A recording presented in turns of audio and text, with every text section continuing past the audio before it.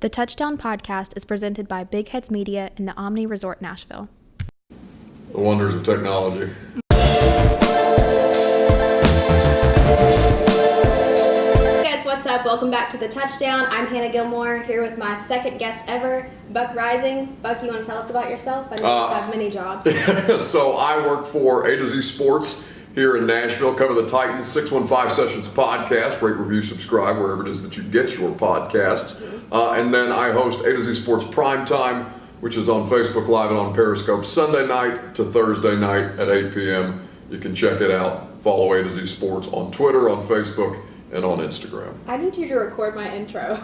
Listen. This podcast is presented by, if you could do that in your voice. I mean, listen, if you need me to cut something afterwards, I'm happy to do it. I hate my voice, honestly. No, it's like a broadcaster voice. Have you ever done play-by-play? Poorly one time in college. It was a 4-hour wrestling meet. I was awfully hungover, and it was really, really poorly done. But since then, it's the whole reason I have my job.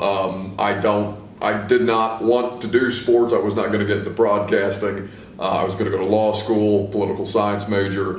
And my friends in college were like, well, you sound like a 65-year-old man. You should probably try student radio. And then the ESPN radio affiliate brought me down here out of college, and here we are 4 years later. Wow. Yeah. Been a trip. I could not see you as a lawyer. Thanks. I mean, law school neither. You're in the right career path. That's what I'm saying. Well, I'll take your word for it. Hopefully. Yes. One would hope. Okay. So let's just break down week 1 of the Titans. Sure. We have a final score of 43-13. What were your thoughts? Because no one expected that. So what were your thoughts before the game, during the game, and after the game? How much did they change? It's easy to say in retrospect because they beat the brakes off them. It was a 30-point win, but I did think that the Titans were going to beat the Browns. I did not think it would be a 30-point margin of victory, but when you looked at it on paper, the talent on the Browns is on the top end is much greater than what the Titans have. But the Titans are a more well-rounded team. Right. And what the Browns lack is a competent offensive line, and you saw how they were able to take advantage of Baker Mayfield. Sacked him 5 times. I believe they had 3 interceptions in the fourth quarter after the game was already out of hand. What I did not expect was how fluid the offense would look, how Marcus Mariota, and there were still some things that you could nitpick with Marcus, but on the whole, he was able to distribute the ball well. Delanie Walker being back was incredibly useful, and the Browns and the most penalties accepted that they have had, I believe, since 1951. So that made it a little easier. You can't have that in the NFL. We were sitting in Cleveland from the press box and watching the Browns fans leaving in the third quarter. It was very disappointing for all of them. But it was not totally unexpected on my part. What was unexpected was how badly they would beat them. Why did you just answer all of the questions I had to ask you in that one paragraph? Because I talk too much. No, but okay, so Delanie Walker. Yes. That is what I was going to talk to you about because he did you see that ankle injury? I did. Obviously you saw it, but what he posted was disgusting, first of all. Then, he comes back. I'd say he's better than ever because he has that drive behind him at this point, ready to come back and show everyone what he's made of. But scored 2 touchdowns. I think right before he scored his first touchdown, that's kind of when Baker Mayfield he gave up.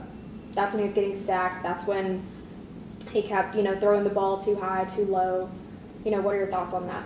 Delanie looks to be in better physical condition than I have ever seen him. Now, he's obviously somebody who is totally rocked up. There's a reason he does a lot of his interviews shirtless because the man is in very, very good shape. But I don't think anybody expected him to have quite the fluidity of motion that he had previously. Because that was an ankle injury where it was totally broken. There was ligament damage associated with it. And I think the thing that we were all looking for through training camp, through the preseason, limited action though he got, and now having played the first game was, would he be able to move the same? Would he be as comfortable out there as he has been in years past? Because he just turned 35, and that's really, really difficult. These guys don't last in the NFL, and Delanie wasn't really used much early in his career with San Francisco. He's playing more of a fullback role, but He's lighter on his feet, I think, intentionally, because he knew that he was going to have to change the way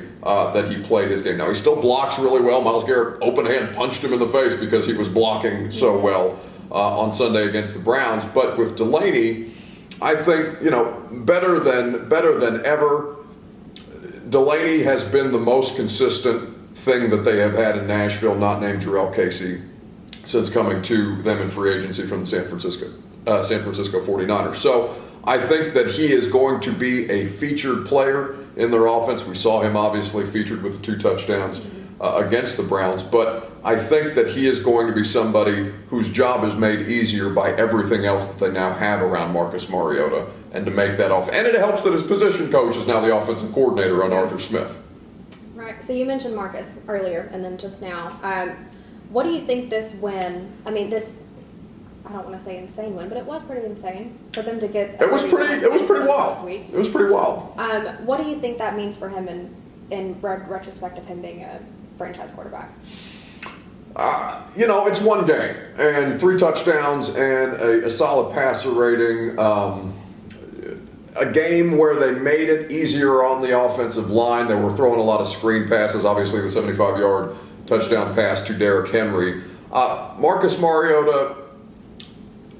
You can't say after week 1. Right. It's going to have to be a full body of work. The thing that you will look for when you're evaluating Marcus at the end of the year is not did he just play the 16 games, because obviously he hasn't played full 16 games through 4 years as a pro. It's did he play them well. I don't necessarily need to see Marcus play 16 games. I need him to not be a liability when he's out there, because he does play more than he should, I think, when he's been hurt. I think he does himself and the team a disservice when he tries to go out there and tough it out, and he's more limited than he may believe himself to be, or the team may believe him to be, and it does them more harm than good. I think that Marcus has the ability to win games in the NFL. If you can win 9 games on a regular basis with a broken Marcus Mariota, which they have done over now the past 3 seasons, you can get to the playoffs and you can win with Marcus. It's just a matter of what you have to pay him. And right now, franchise quarterbacks, based off the contracts that Jared Goff and Carson Wentz got earlier this year, and given the fact that they have the same agent, Marcus Goff and Wentz, the starting point for Marcus Mariota on an extension is $30 million, because that's where Goff and Wentz set the bar.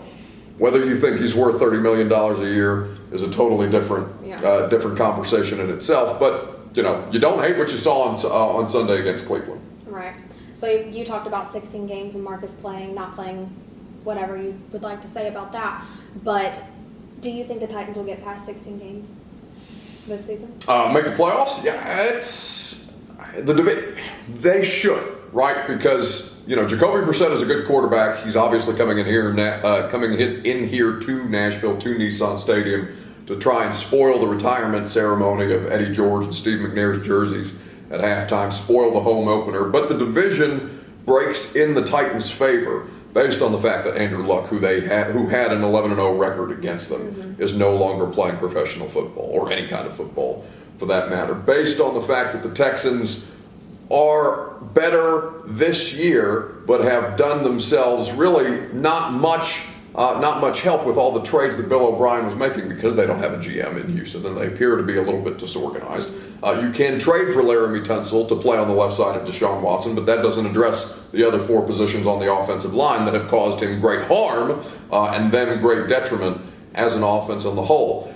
Jacksonville, Nick Foles breaking his, I think it was his collarbone or his clavicle, I can't remember exactly, but he will miss a considerable amount of time this year, and now they have traded for Josh Dobbs, former Vols quarterback from the Pittsburgh Steelers. Gardner Minshew is, I think, who is going to start for Jacksonville on Sunday. I don't know that to be certain, but you don't fear either of those guys. And so the division sets up well for the Titans, but it is incredibly important for them to not overlook the Indianapolis Colts, because the only reason the Colts lost on Sunday against the Chargers in overtime, I might add, was the fact that their Hall of Fame kicker missed a couple of field goals and a couple of extra points, which is totally uncharacteristic, and they had an offsides on Justin Houston that negated a strip sack and ended up costing them the game. So it sets up well for them. I think that they have as good a shot at the division as they have ever had in the time that I've been here over the course of 4 years. And really, that's kind of the time frame that they have based on how many of these guys are on rookie contracts and how you need to be able to take advantage of the window of Marcus Mariota be costing you $20 million as opposed to if you explore that extension, which will lead you in the neighborhood of 30. Right. So week 2 with the Colts, you mentioned Andrew Luck. How do you think they're going to react, I guess, in a sense of the Titans playing the Colts without Andrew Luck? How do you think they're going to show up and show out? What are your thoughts on that? I think that the Colts will try and take advantage of where the Titans' defense is weakest, and that's on the outside, the corners. Adoree Jackson is not somebody who you necessarily trust. T.Y. Hilton has consistently taken him for a ride over the course of those matchups, and Malcolm Butler has played much better for the price tag that you have him on, somewhere in the neighborhood of $11 or $12 million a year. But he can still be exploited at times. Corner's really, really difficult to play in the NFL. Deion Kane is going to be starting opposite T.Y. Hilton for the Colts because Devin Funchess is going to be lost for a significant amount of time. He was injured in their loss to Los Angeles on last Sunday.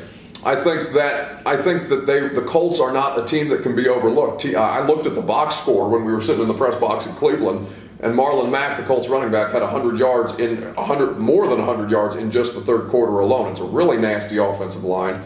It's a good defense with a lot of young talent up front.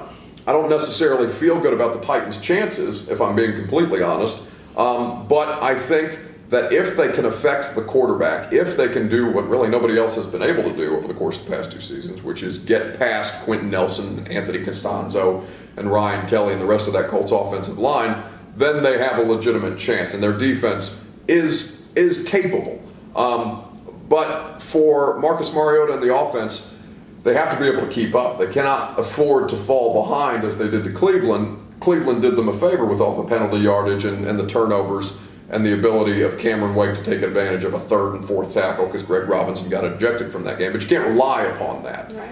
And week 1 in the NFL season is almost closer to the preseason than the actual preseason is now because so many of the starters don't play. And because a lot of this stuff has not been yet on film for the coaches to evaluate. Now you understand a little better what the tendencies of both teams will be, or all of the teams now as they head into the second week of the NFL season. I think it'll be close. I think that the Titans will give them a good show. I don't necessarily know if they'll be able to do it, though, because the Colts, Jacoby Brissett's still pretty good. He's not Andrew Luck. He can't read a defense like Andrew Luck, but he can still bomb it down the field, and what they do best is deep pass it to T.Y. Hilton. Right. So do you think with week 2 and us being at home, do you think you'll see any changes with the Titans, like for better or for worse? Changes? I don't necessarily think so. I mean, the hallmarks of a Mike Vrabel coached team are discipline, are lack of penalties, are good defense, are running the football, and I think they will try to do all of those things. I think, though, that what you'll see is a little bit more of other guys involved in that offense for the Titans. I think that you will see more in the direction of Corey Davis, more in the direction of Adam Humphries, who only caught one pass for 5 yards, and who will be really, really good in the slot, and who was brought here, who you're paying $9 million a year, to be a productive slot receiver. They have the ability now to feature different guys on a week-to-week basis, with Derek, with Dion Lewis, Adam Humphries, as I mentioned. Tajay Sharp is somebody who can play all 3 wide receiver positions for them. So I don't think it'll necessarily look like Cleveland, but I think that they will do things to try and get Corey Davis and Humphries and Tajay Sharp more involved. Right, that's a good point. So you've mentioned a lot of players and like what they need to improve on, what they've done, how good they are, all of that. So what are your thoughts? Who are your top 3 top Titans players for this season and for week 1 and going into week 2? Well, I guess that depends on your definition of what your top, what you're kind of qualifying as your top players. Just the key players that, if they get hurt, it could be over. I mean, you would say Marcus Mariota, but the whole reason that they brought Ryan Tannehill here is because he is a replacement level quarterback in the NFL, and he has started a considerable amount of games over his 7-year career. I think that without Delaney Walker, they are lost. I think that will be a legitimate issue if there was to be some kind of harm, God forbid, to Delaney Walker. Derrick Henry is somebody who has proven to be a better. He is a big dude, and he is somebody who will run into your face mask over and over and over again until you are just conceding yards at that point, because of course football is the most violent game of real estate acquisition that could possibly be. So Derrick, Delaney, and on the defensive side of the ball, I really think Logan Ryan is important in the slot. He is somebody who gets a little bit taken for granted, when you look at how well that defense operates. I think that he gives them an element that they did not previously have, obviously, before they paid him from the New England Patriots to come here in free agency. But Logan Ryan really helps keep that secondary intact. He's their most consistent player, not named Kevin Byard. And I think that without Logan Ryan, it would do great harm to the Titans defense. So those would be the three that I would earmark as we sit here heading into week 2. For week 2. So for week 1, though, I think the talk of the Titans right after that game was A.J. Brown. Yes. So what are your thoughts on him? Why wasn't he in top 3? He's a rookie? Well, no, because I don't know how many snaps he's going to get. I mean, A.J. Brown, it was surprising to me. He actually started the game. Now, whether you attribute, how much value you attribute to the term starter, it varies because it's just simply who they trot out there for the first series. But I think that A.J. Brown is more of a pleasant surprise. I don't think that they're going to look to use him on a regular basis. Now, he's healthy, and that's important because he gives them something that they did not have. He's a big body wide receiver, and Corey Davis is that also. But he has the ability to just kind of muscle guys at the point of attack. Corey does that as well, but at least with A.J. out on the field, attention can be drawn away from Corey Davis and thus open up other guys. He's a rookie. And there's only so much that he's going to be able to give you on a regular basis, and there's only so much that he's going to be able to give you because I don't think they're going to utilize him that much. I don't have the snap counts in front of me. I should probably have remembered that from last week, but bring your game notes next time. Yeah, next time. But A.J. Brown, more of a pleasant surprise than a week-to-week feature, I would imagine. Right. So even after talking with you for the couple of minutes that I have, you have a very strong opinion with facts to back it up. Well, I should hope so. But, yeah, well, I mean, on your social media presence is all. I'm loud on Twitter. Yes. To be yes. Okay. So I wrote this down because I had to say it right. Okay. Your bio says, "Don't hate your team, just hate you." Yeah. What is that about? Like, did you, when you entered the sports industry, were you just like, I'm going to be this dude? Yeah, I mean, okay. But that's kind of who I am. You know, I pride myself on the ability, and, it's awkward talking about the good things that you try to do in your job, but I do try to be nuanced, researched, and go back and watch the film so that I understand what I'm talking about. And so, I can sit here without game notes and talk about this intelligently. But when it comes to Twitter, I like to dunk on stupid people. It's just kind of what my behavior habits have been. It's Twitter is a place more for me to have fun. I don't use Twitter in a way that most journalists, if you want to call me that, do. I do write, I do podcast, I do the Facebook Live and Periscope show, so that if you want the sports stuff, that you can go there and find that as well for when I have news, when I have information, and I'll use Twitter that way. But more often than not, it's just more of a place for me to engage in conversation. And honestly, it's been where I'm strongest because people who follow me recognize the ability that I'll interact with you. Yeah. But if you're going to come with something stupid in the mentions, I'm going to put you on blast, and then I'll give you the painted fingernail emoji, and that's my walk-off. It's something. Walk-off. I mean, it's something that I enjoy. It's meant in good fun. I shouldn't say that I go after stupid people. I go after people who display the behavior of stupid people, not the personally attack. Things. Yes. Not so much you're a stupid person. Correct. You just hate them, not the team. That's what the bio says. Even yesterday, I looked at your bio and I read that and I thought, I have to say this. Yesterday was a loud day on Twitter. It was, because right under that, Chas Kelly had put on, Yeah. It said fans. We'll have to link it. It said fans controversial Titans something. Yes. I wrote it down. Controversial Titans take, and then Buck Reising, and it was a GIF of this man just like diving headfirst into a huge pool. Like, well, and the irony of that is I can't swim, so that's made doubly entertaining. Just put floaties on. I mean, it's given me a recognizable presence on social media, at least here locally. And the more I've been in the market now 4 years, Twitter is something that I try to not devote too much time to, because you can get sucked down a rabbit hole. Yeah. I don't have to tell you that, and you try not to devote too much of your time to just busting people up. But when there are things, I mean, Twitter is a place for conversation, and Instagram is different than Twitter, and Instagram is different than Facebook, so on and so forth, and so the behavior varies. But on the whole, what I'm doing is not really controversial, as Chaz pointed out, because I'm just trying to make the conversation smarter. I think it's good because, I mean, obviously not all fans go in press boxes and get to talk with them and like know as many facts as you do. Sure. And so if you could share your opinion and show that you're not only you're personal about it, it's not just these are facts and this is whatever. Yes. Someone's coming in here. Come on, sit on down. You're our next guest. Come on. Okay. So when thinking about what to talk to you about yesterday, I thought, due to your Twitter and due to you being so opinionated, that's what you're known for. In a good way. In a good way. You're not Jared Stillman. And Stillman's my guy. There's nothing wrong. I try not to. I try to be opinionated. Hot taking is not something that I ascribe to. It's not. I don't like the hot take culture of sports. Even as I recognize that a lot of our content, as people who work in sports, is driven by the opinions of individuals. It's no longer just game notes and recaps and things of that nature. No, you have to have an opinion on why the Titans won or lost, why they were able to beat Cleveland by 30 points.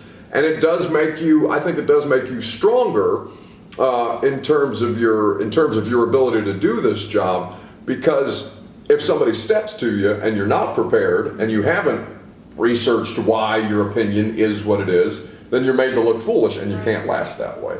And so when, I am loud, both verbally and both audibly and on social media, but it is because I know that I have done my homework. I know that I have come prepared. I know that if you step to me, I'm going to hit you back with facts. Mm-hmm. And it's not just going to be, well, because I said so, because nobody likes to be talked at. I'm going to talk to you. I'm willing to engage in conversation with whomever would like to get into the mentions. Mm-hmm. But it's going to be from a place of knowledge. I won't say intelligence, because I'm not particularly intelligent. But possible. It's all right.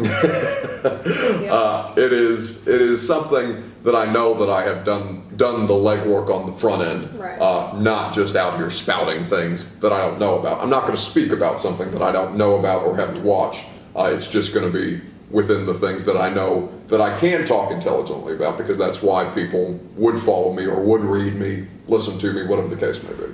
You said you hate hot takes, but that's exactly what we're about to do. Okay. I'm going to ask you controversial topic questions about the Titans that have just popped up this season. Sure. You have to answer it in, is Twitter 140 characters? I think it's 2. You have to answer it in tweet form. Okay. So just short answer. Damn. But just, That's you're bringing up the bag. topic and you're just like, this is how I feel about it. Okay. Back it up with facts or not, doesn't matter. Ready?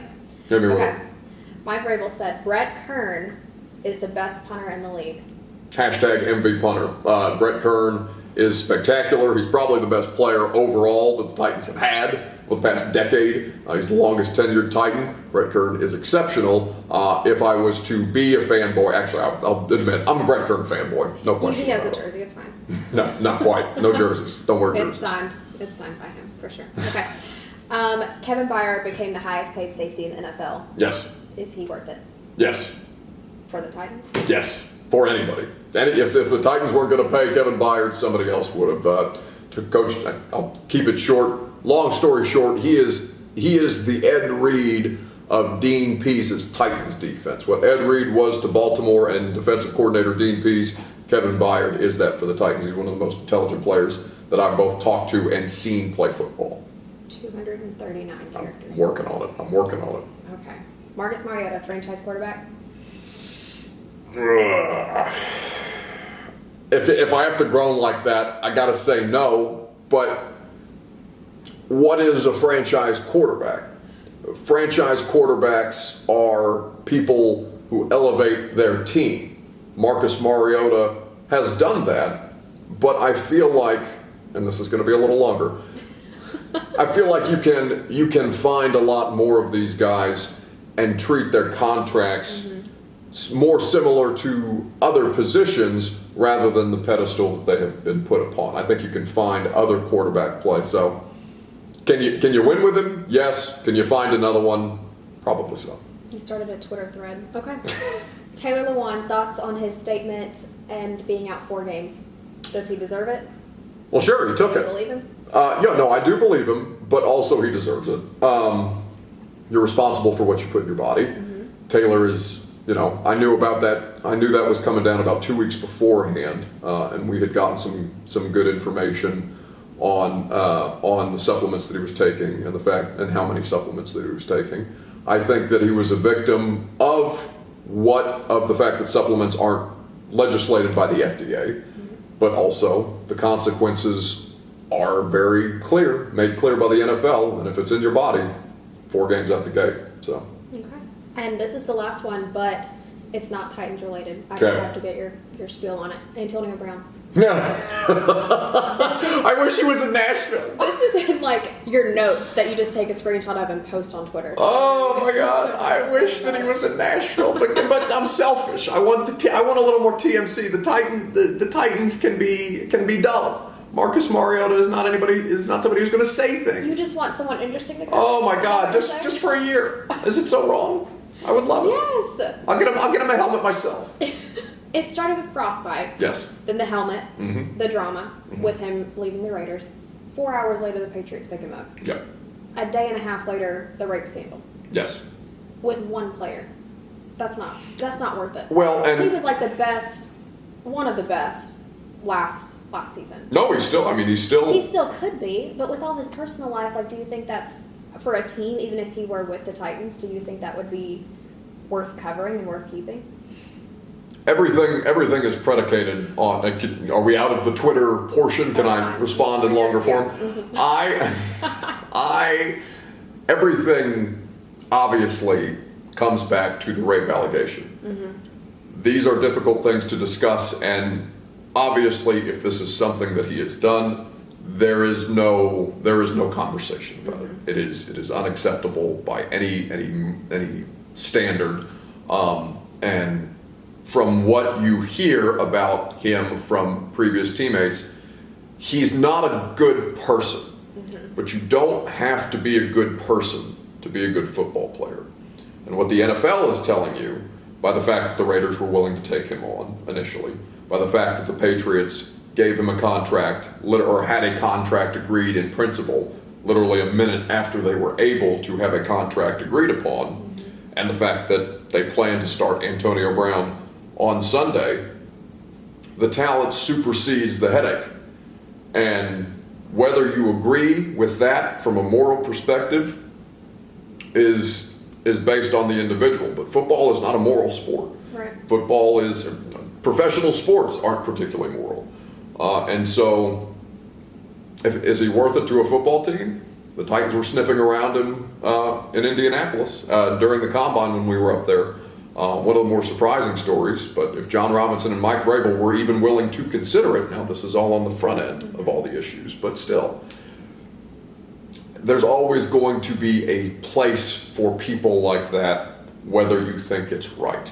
Right. And that's just kind of the moral thing that you have to deal with internally as people who cover professional football. Right. You've just shut down Twitter. So many responses right now. I try to only look at it intermittently. I try not to spend too much time because I'll get lost in it. Right. I know it's easy to. Okay, well, I know you're a superstar and you have other places to be. He has a TV show later, podcast, whatever. But thank you for coming on. Of course. Make sure to follow him on Twitter and give him a hard time. At Buck Reising on Twitter, at Buck_Rising on Instagram, at A to Z Sports, at A to Z Sports Nashville on Facebook, Twitter, and Instagram. He even has the shirt on. He's like branding, baby. All the way. For the brand, as Pat McAfee says. # for the brand. All right. We're done. Thank you. Good stuff.